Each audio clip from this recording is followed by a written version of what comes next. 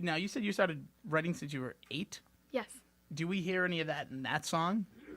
I think some bits of it, even if it's just kind of like a little few notes on the piano, it's kind of taken from over the past 2 years and since before the first album. So, yeah. So where can people hear that song? Where can they get that? Well, that's coming out on my new album, Fire Within, which is out in April here. Yeah, so, and it's all original music. Yep. So April's when that's being released. Yes. It's all completed. Yes. How do you feel about that? It's scary. It's like the first time people are hearing my own music, so they're my own stories, and it's kind of scary, but more exciting than anything. So you're 17 now. You started writing when you were 8. So there's 9 years of personal stories. But when you were 8, how it was like any of this? Like it just seems like a lot of emotion and a lot of true stories in there. At 8 years old, what exactly were you writing about? They're usually about love and heartbreak. Heartbreak at 8 years old. I think I was still sucking my thumb at 8 years old. I don't know, they weren't from experience. They were, I think, just from seeing things all around me, and sometimes just from reading a story or watching a film.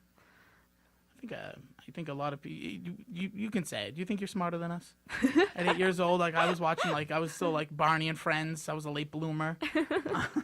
Probably don't even know who Barney is. What am I doing here? No. So you come from a musical family as well. Yes. So did you have like a lot of inspiration from your parents? Did they help you with where you are today? My parents have been so supportive, but my mum actually taught me to play the piano. She's a concert pianist, so Wow. I grew up with lots of classical music and learning that way. So that's kind of had a huge influence on just my style of music. And my dad would play a lot of pop music and like George Michael and the Beatles, and so it was a real mix. And my dad's a writer, so I've had kind of this really creative upbringing, I guess. Now, do you ever write anything with him? No, I haven't. I love listening to his stories, and when I was younger, he'd tell amazing bedtime stories. So. Do you have any other family members in music, or are you an only child, or? No, I'm actually one of 5. Okay. And they're all very creative. And my eldest brother's a drummer in a band, and my younger sister's an amazing singer, and she's more kind of theatre and dance and drama. So where are you in the family? Are you the middle? Yeah, I'm third. That doesn't make. Usually, the middle child has all these issues, and they can't deal. This is maybe we'll hear that in the album come April. So, from your town, are you like the talk of town? Like, are you like a big time celebrity to people from your home city? Well, I come from a really small town, so everyone knows each other, and we've all grown up. Well, me and my friends have all grown up together, so they've kind of been through it with me, which is nice. So, no, it's not really weird. It's just normal. Okay. Now, when you're here in the United States, does anybody travel with you? Do you have any family members with you, or? I don't actually. My parents travelled with me for the first kind of 2 years, really, and but now I've ditched them, and now. Yeah, like I'm 17. I'm good. Do you talk to them constantly? Like, will you talk to them today? We actually, my parents have just got Snapchat, which we've been Snapchatting a lot, which is a bit weird, but it's okay. Well, I'm glad you're doing that because I could never do that with my parents. So, well, that means your parents are cool. I'm not sure. All right. Again, I'm talking to a 17-year-old. I should understand. Now, you say some of these come from stories that you've heard or personal stories and stuff. To be 17, isn't these songs kind of sad? Like for you, like what would you consider? Are you a happy person? No, I'm miserable. No, I'm really happy. Okay.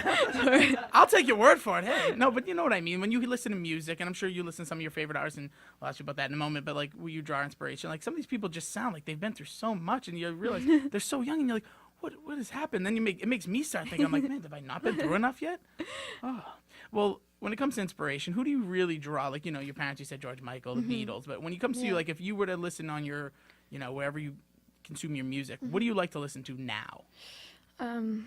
I love artists. I love Tracy Chapman and Jeff Buckley a lot. Well, Tracy Chapman's from Boston. Oh, really? Yeah, she performed in like like train stops. Amazing. If you, before Philadelphia, there's a train station right over there. You should just perform, put that on Wikipedia, and you'll be good. I'm sorry. Who else was there?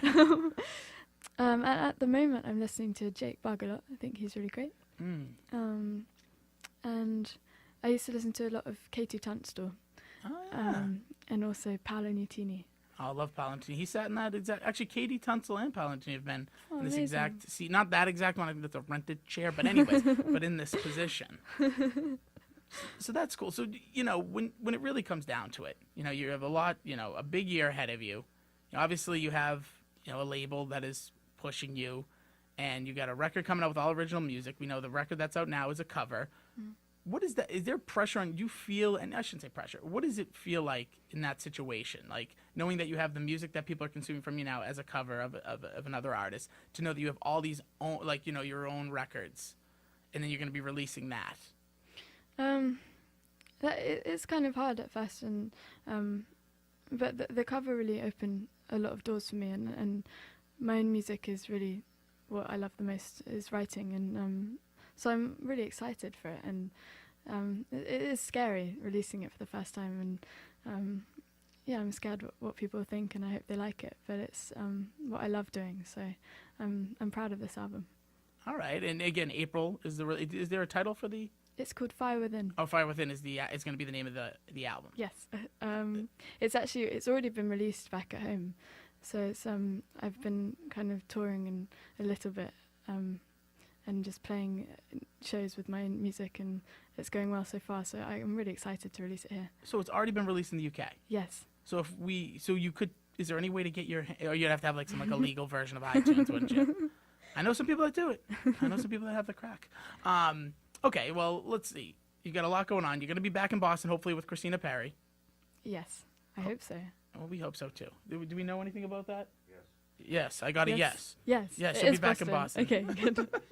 You're going to be playing a room bigger than this, of course. And we wish you nothing but success. This is definitely a really cool story. And we hope, nothing for the best for you and your travels in the United States, as well as, going back home and as the album approaches. Thank you so much. Thanks for having me. Absolutely. Now, if there's one thing you could do, in the United States, is there any goal here, not necessarily musically, just personally?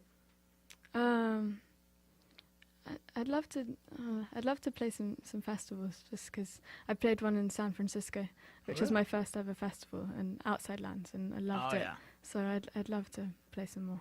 All right. Well, we'll make sure. I'll make some phone calls later. I don't know where they're going to go, but somebody got in contact with you when you were 12, so you never know what can happen in this world.